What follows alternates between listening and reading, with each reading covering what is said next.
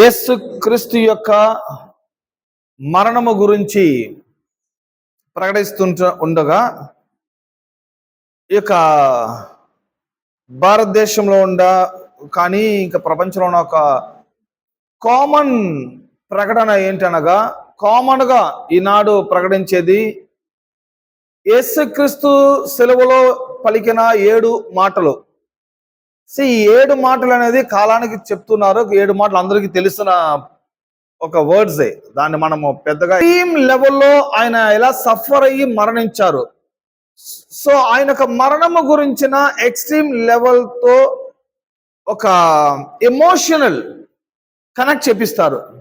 So మనలో ఉన్న ఎమోషనల్ని క్రీస్తు కల్వరి శిలలో గెత్సెమనెలో అనుభవించిన ఆ ఎమోషనల్తో కనెక్ట్ చేస్తారు. ఎమోషనల్ టు ఎమోషనల్ కనెక్ట్ చేసేది వెరీ వెరీ ఈజీ. మనం ఒక తెలుగు మూవీ చూసామంటే ఒక సెంటిమెంట్గా, ఒక బ్రదర్స్ అండ్ సిస్టర్ సెంటిమెంట్ స్టోరీయో లేకపోతే ఫాదర్ మదర్ సెంటిమెంట్ స్టోరీయో వస్తే సెంటిమెంటల్గా మనం ఎమోషనల్ అయిపోతాము. సో ఎమోషనల్ అనేది అదొక బిగ్ స్పిరిచువల్ మ్యాటర్ కాదు. ఈ ఎమోషన్ మందిరంలో ఎమోషనల్ అయితేనే అదొక స్పిరిచువల్ అనుకుంటున్నారు. సో ఎమోషనల్ అదొక స్పిరిచువల్ సంబంధించింది కాదు. ఎమోషన్ అనేది ఫిజికల్ సంబంధించినది, అది మన బయాలజికల్ సంబంధించిన వ్యవహారమే. కానీ ఈ కల్వరి సిలువ విషయాన్ని మనము సెంటిమెంటల్ గానో ఎమోషనల్ గానో ఇంటర్ప్రిటేషన్తో గానో మనము వర్ణించకుండా చదవకుండా, వాస్తవానికి మరణించాల్సిన ఇంత స్థితికి రావాల్సిన అవసరం ఏమి?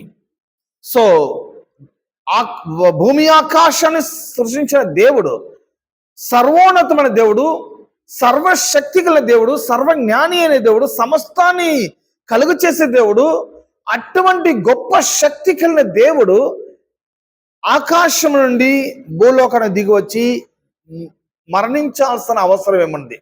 సో దీని వెనక ఒక బిగ్ మిస్టరీ ఉన్నది.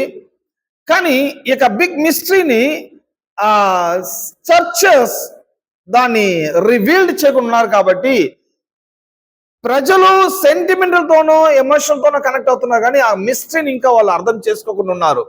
సో మరణం అనేది ఇది ఒక అల్టిమేట్ థీమ్. ఇది మరణం అనేది ఒక అసామాన్యంగా జరిగేది కాదు.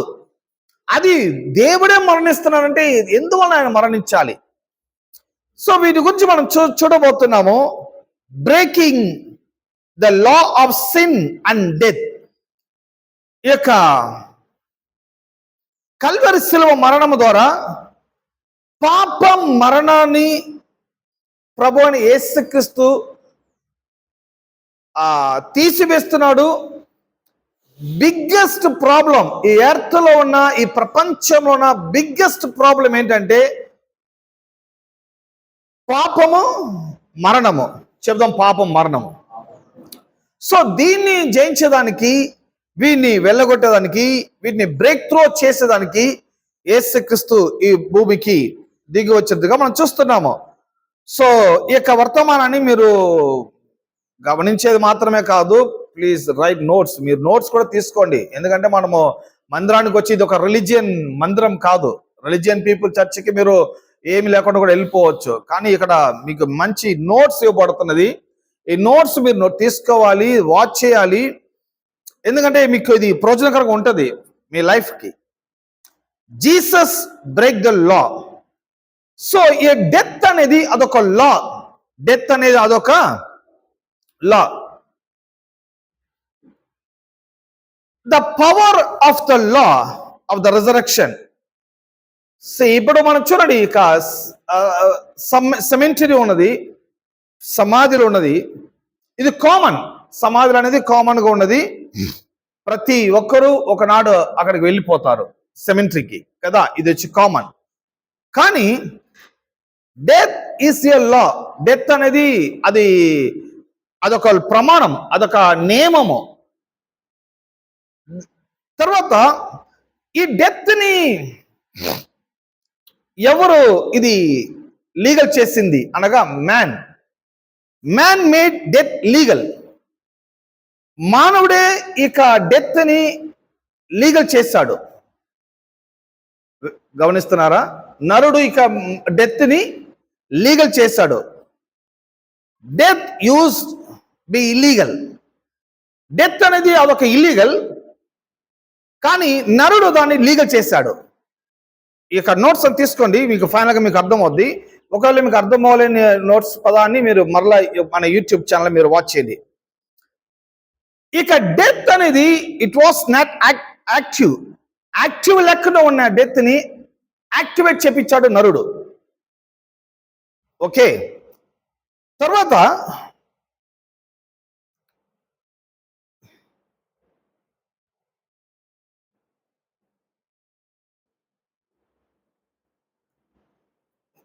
రోమిలకు రాసిన పత్రిక 8వ అధ్యాయము 2వ వచనాన్ని మనము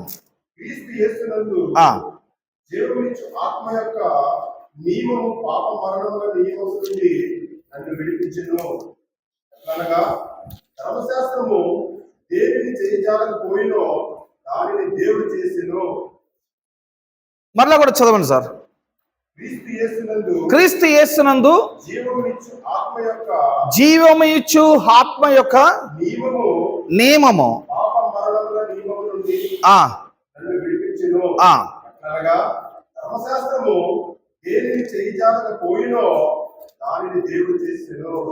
ఇక్కడ నియమము అనే పదము వచ్చే మనం చూస్తున్నాము. నియమము అనేది లా శబ్దము, లా.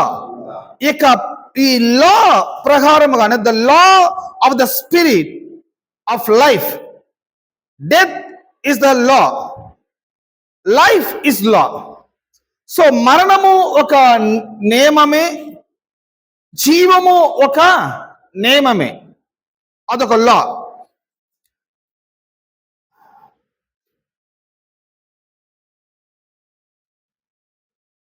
Everything God has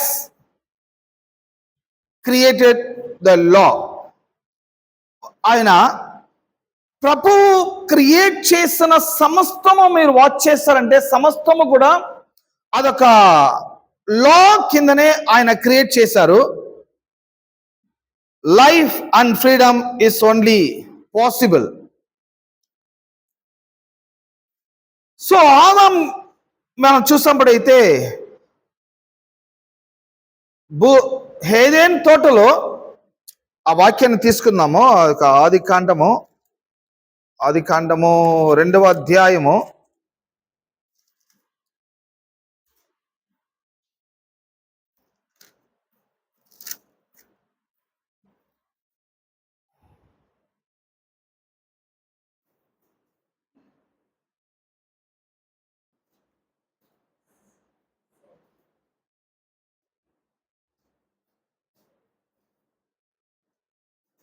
2వ అధ్యాయము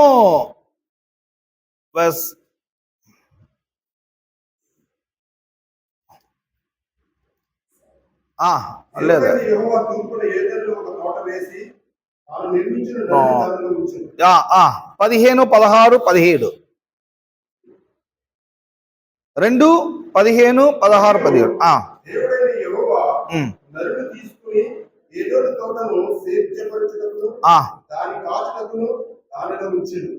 మరియు దేవుడైన యెహోవా ఈ తోటలో ఉన్న ప్రతి వృక్ష ఫలములను నీవు నిరభ్యంతరముగా తినవచ్చును. ఇదే మంచి చెడులు తెలియనిచ్చు వృక్ష ఫలములను తినకూడదు. నీవు వాటిని ఈ దినమున నిశ్చయముగా చచ్చుదువని నరునికి ఆజ్ఞాపించెను. చాలు సార్. ఇక్కడ మనము 3 వాక్యాలు చూసినప్పుడైతే ఇక్కడ మరణం అనేది ఎలా వచ్చింది, ఈ మరణాన్ని ఎవరు క్రియేట్ చేసింది అనగా అనేకులు అనుకుంటున్నారు మరణాన్ని డెవిల్ క్రియేట్ చేశాడు, సాతాన్ క్రియేట్ చేశాడని చెప్పి. సాతాన్ ఏది కూడా క్రియేట్ చేసే పవర్ సాతానికి లేదు. లైఫ్ అండ్ డెత్ ని దేవుడే క్రియేట్ చేశాడు. డెత్ ను కూడా ప్రభువే క్రియేట్ చేశాడు. కానీ ఈ ప్రపంచంలో భూమి ఆకాశాన్ని సృష్టించిన దేవుడు తన స్వరూపమందు తన రూపమందు నరుడిని క్రియేట్ చేసిన దేవుడు వారిని ఏదెను తోటలకు తీసుకొని వచ్చి వారితో పలుకుతున్న ఈ మాటలు మనం గమనించాలా. ఫస్ట్ మీరు చదివారు 15 కదా. దేవుడైన యెహోవా నరుని తీసుకుని ఏదైనా తోటను సేద్యపరిచినప్పుడు దాని కాచుటకును దానిలో ఉంచెను. ఫస్ట్ ఆదాముకి అక్కడ వర్క్ ఇస్తున్నారు.